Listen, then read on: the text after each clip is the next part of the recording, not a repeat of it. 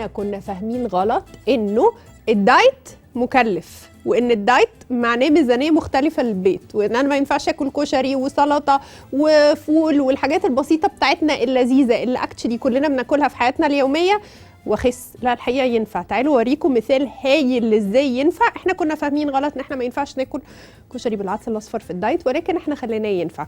طريقه غرف الطبق دي بتضحك على المخ، بتقول انه مش مثلا نصه نشويات او ربعه نشويات والباقي سلطه، لا، انا حتى القاعده بتاعت الطبق ده سلطه فهي الاغلبيه. جيت غرفت الكشري حطيته فوقيه مش في الجنب، فانا لما اجي اكل هاكلهم مع بعض هحس بطعم الاثنين مع بعض. انا عارفه انه ممكن خبراء الاتيكات اللي بيتفرجوا علينا دلوقتي يقولوا بس الاتيكات تبقى الحاجات بعيده عن بعض.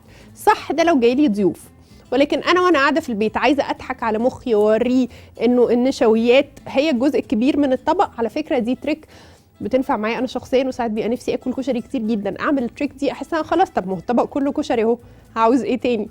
اعملوا بقى ريفل الطبق ده مره واثنين وثلاثه، ما دام هتزودوه او هتكرروه بنفس الطريقه او بنفس المنظومه. الكميه الكبيره سلطه بلدي اللي تحت وعليها شويه كشري من فوق، لما تيجوا تاكلوها هتحسوا بطعم الاثنين مع بعض، وهتبقى وجبه مغذيه مفيده رخيصه لذيذه جدا جدا جدا.